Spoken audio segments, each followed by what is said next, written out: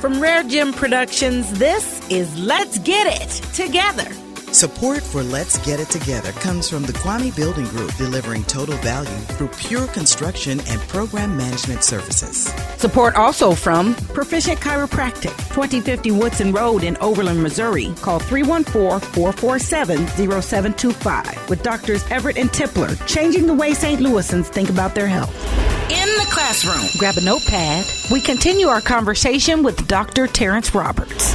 Parents essentially have to express that for them, to say that you might have a tendency to be desperately aware that things are so arrayed against you that you might fail. Present that. But say to them, that need not be the reality. If you take control, if you can determine who you are at an in-depth level, if you can develop that kind of awareness, and know always that nobody else can define you, that only you can define you. All this and more, so let's get it together. We'll be right back. I'm Jade Harrell. Hi, this is Jade Harrell. I don't know about you, but I get tired of mailing my bills. Writing out checks, putting on stamps, licking the envelopes. Ugh, I hate that taste. But even if the envelopes had a pina colada flavor, who has time to do all that? With Fifth Third Bank, you can enjoy online bill payment and some extra time. Best of all, you don't have to lick any envelopes. It's a simple, convenient, organized, and fast way to pay your bills. Choose the bill payment date that works best for you and let the bank do the rest. Unlike a lot of banks, keep your funds in your account right up until the due date. You also get a balance that helps you keep track of your funds. It always helps to manage your payees, and it gives you a convenient snapshot of your billing information. You'll receive periodic email alerts keeping you informed on information changes and bill payment activity. Now, doesn't that sound good? With online bill payment, you're licking your time management problems instead of licking envelopes. And you're saving trees, too. Be good to the environment. Just talk to your nearest Fifth Third banker or visit 53.com and search online bill payment. Fifth Third Bank, the curious bank. Member FDIC, bill pay subject to internet banking terms and conditions. Let's get it together! Come on in, everyone, and take your seats, please. This is the classroom, where we get a front row seat to expert instruction, information, and access. You won't leave the way you came. This classroom is all about knowledge, and knowledge is power, and the power is yours. Now, let's get it together. Grab a notepad. Today we have a heart-to-heart conversation with our history. In the classroom today is Dr. Terrance James Roberts, one of the Little Rock Nine, a group of African-American students who in 1957 were the first black students to ever attend classes at Little Rock Central High School in Little Rock, Arkansas. So with that awareness and that understanding, our children could either embrace or reject or resent, whether any fault of their own, the way things are. I still find that we're at a loss because of the depth of this, then triumph. Right. And I think you have to help them understand that early on. Parents essentially have to express that for them, to say that you might have a tendency to be desperately aware that things are so arrayed against you that you might fail. Present that. But say to them, that need not be the reality. If you take control, if you can determine who you are at an in-depth level, if you can develop that kind of awareness, and know always that nobody else can define you, that only you can define you. Not that easy, I admit. You know, it's hard work. It's hard work with my own children because we often lived in areas where they had to face stuff that was unspeakable. We lived in an area once in the Napa Valley. When a Chevrolet came to town to do a commercial and they needed a black family, our phone was ringing off the hook because we were the black family. And my kids lived in this environment, and they had to deal with all of that overt and covert racism that was around us. So we had constant opportunities to teach. You know, just thinking about it as I sit here, that may be one of the reasons why it's important for black people to put themselves in places where they can confront racism so that it's not mythological, so it's real and alive, but they develop skills in how to deal with it. Now that I think about it, when my kids were small, I used to invite bigots home for lunch. If I could find a known bigot in the neighborhood, I would make a strong effort to get that person to agree to come to my house for lunch because I wanted my kids to be able to encounter them in a safe environment, to learn who they were, how they think, how they reach these conclusions, and to know that they represented no real threat. It just happened to be crazy, but that's a little different. You say no real threat, but you're coming from a time when your lives were indeed threatened. You may and could have lost your life for that very thing. My circumstances were quite different. You're right about that. Because growing up in Little Rock, especially before the law changed to say that racism or discrimination was no longer constitutional, it was open season on people like me. We could be killed with impunity. I often thought that my circumstance was very akin to that of Emmett Till, who was so savagely killed in the state of Mississippi. That state is geographically contiguous to Arkansas, where I lived, so my fear level was great. But things have changed to a degree in that regard. Only to a degree, because we only have to look to the killing of Trayvon Martin to see that things have not shifted entirely. I most certainly was going to ask your view on current events and how that impacts you. But you were aware at 15 then of Emmett Till, and you mentioned fear. And as a doctor of psychology, can you help us understand how that may also affect how we go about in that living in fear and dealing with racism on a continual basis can actually physically just help us understand the impact of that? Well, I can attest to that because... And us even be able to face it some more. It's just kind of... My fear level was virtually off the chart of any measurable chart. I didn't know that human beings could actually be that afraid. I never knew that. But there I was in the midst of this fear. At some point, and I don't know exactly how I came to this realization, but this was my fear. I was afraid. I didn't try and push it off on others, i.e., they made me afraid or they caused me fear. No, I was afraid. I saw the circumstance. I saw the life-threatening things develop before me, and I was afraid. At some point, I decided to own that fear. I took ownership. Okay, this is my fear. Now that I own it, I can determine how it's going to impact me. I didn't want it to interfere, so I came up with a mantra. Fear does not have to interfere with my goal-directed behavior. And as soon as I began to believe my own mantra, it worked.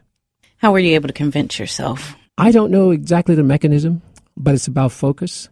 It's about being genuinely honest about who you are and what you want to do. I knew that I didn't want to abandon my goal-directed behavior. I knew that. And I said to myself, if there's anything that gets in the way, I need to remove it. There was fear standing in the way. So by owning it and putting it in my pocket, I remember writing an article not too long ago called Fear is Portable. You just stick it in your pocket. It'll go with you.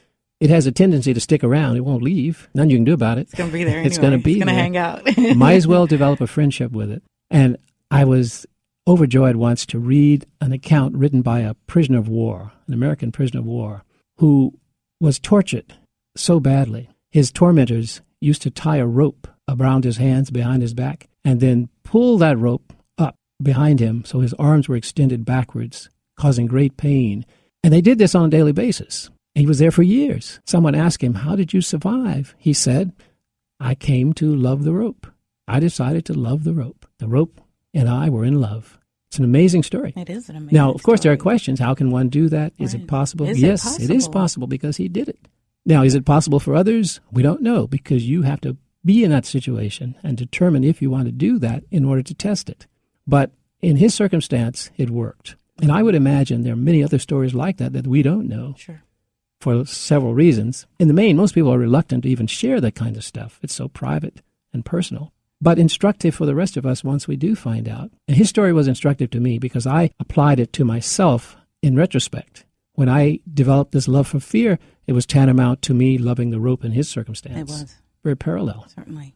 Give us a tool to share with our brothers and sisters out here who may not be aware at all and how much it is impacting their current state. Give us a tool to overcome our fear and our still heavily entrenched oppression. I think having the knowledge is perhaps one of the key tools. Learning for self, not being content to hear it from others or others' experience, but to read for yourself the documentation of what has happened. Read the history of this country. Be fully involved. Get rid of the mythological explanations for it. We have this insane notion called manifest destiny, which most kids get in early school, elementary school even. I remember fourth grade learning about manifest destiny, which suggests that Europeans were given, quote, the God-supported manifest destiny to take the land from the Atlantic to the Pacific. And they did so under that guise. They forgot that there was another explanation for it, i.e. greed and rapacious activity. They forgot to include that as a consequence. But in any case, start that process of learning. It can be very frightening because sometimes what you'll learn as the truth is not the truth as you've been told. It will be different. But don't worry about that, because the national narrative has never been truthful. The national narrative is full of mythology. There's this mythology of the meritocracy that we live in, or the equal playing field, or the equality of opportunity. All of that is mythological, and the list of mythological constructs will take up pages and pages. So knowledge is the only way to combat that. Truth will trump myth every time. Every time. For those that we need to take the information to someone who can't read or can't read into the truth for themselves, what would be the first thing we could say? Well, we could translate for them. We could speak the truth in their hearing. We could engage them in dialogue. We could ask them what they know. We could find out where the starting point is. How much do you know already? Okay. We could be like Frederick Douglass, the slave who escaped slavery and became free. He taught himself. I remember one story about him where he would approach free kids while he was still a slave, and he would challenge them. He would say, I know more of the alphabet than you do. And then he would recite what he knew, A, B, C. The other kid would laugh, ha! Then he'd give him more. He said, well, I know A, B, C, D, E, F, at which point Frederick Douglass picks up D, E, and F, and on until he got down to Z. I love that. And then he taught himself to read, along with the help of some very significant people in his life at that time who took the risk to be involved with him. And there are always people who are willing to take that risk. We have to reach out and find them. We can't do this individually. We can't do it as hermits. We have to let it be known that we are willing to learn. That's right. How wonderful it is to speak with you. You've traveled the spans of time and the earth, so to speak. What is your personal hope? My hope is that we will come to our senses very soon, because my grandsons are age 10 and 7. And what I want for them is a world where they can express and develop the potential that they brought into this universe without interference. I want them to be able to soar to unknown heights, even heights that they don't know about yet, but have no fetters, have nothing holding them back. You mentioned what your second grade teacher told you about your own education, that you should be the what? Well, that actually was a first grade teacher. And she said to me, well, to all of us 6-year-olds, you kids must take on executive responsibility for learning. You have to become CEO of your own independent learning enterprise. And she repeated it over and over until we got it. It makes sense. When you take executive responsibility for learning, your learning is no longer in the hands of others. You are no longer at the mercy of those who would feed you mythological constructs. You can see the truth as it comes at you, and you can weed out the rest, throw it away as garbage. That's the executive decision-making process that you begin now and continue throughout life. Thank you so much for your contribution. Well, thank you for having me. For sharing your time with us Thank you today very much. And continually. Dr. Roberts, it is our great pleasure to have you. Dr. Terrance Roberts can be found at terranceroberts.com, and the rich history in which he lived can be found throughout the web. But for us, a tremendous opportunity to get it together. Let's Get It Together is made possible by the grace, mercy, and provision of our God. Each day, try Him, trust Him, and learn more in the Bible each day. Make Let's Get It Together your access to information, education, and opportunity. Subscribe to the podcast. Find information about our guests. News, notes, and video are ready for you at LGi2.com. That's LGi2.com. This week, get a fresh new outlook. Let's get it together. Be inspired, informed, encouraged, and entertained. Let's get it together. In the classroom each day at 10 a.m. Information, access, and opportunity. Let's get it together. Special thanks to Selena J., Anthony Wise, Robin Boyce, Al McDonald, the RareGem family, Harrell, Clear Channel Radio, and Christopher Harrell. Support for Let's Get It Together comes from the Kwame Building Group, delivering total value through pure construction and program management services. From RareGem Productions, this is Let's Get It Together. Hi, this is Jade Harrell. You know, one day it dawned on me. I'm paying a lot of money on postage for my bills, but why should I do that when Fifth Third Bank has online bill payment and it's free? Think of the money I'll save. Maybe I'll even use it to get my postal carrier a gift, like a patch for that uniform he keeps tearing up crossing over my neighbor's yard. I'll just say no hard feelings. Fifth Third Bank has a better, greener way. It's a simple, convenient, organized, and fast way to pay your bills. Choose the bill payment date that works best for you and let the bank do the rest. Unlike a lot of banks, keep your funds in your account right up until the due date. You also get a balance that helps you keep track of your funds. It always helps to manage your payees, and it gives you a convenient snapshot of your billing information. You'll receive periodic email alerts keeping you informed on information changes and bill payment investment activity. Now, doesn't that sound good? Just talk to your nearest Fifth Third banker or visit 53.com and search on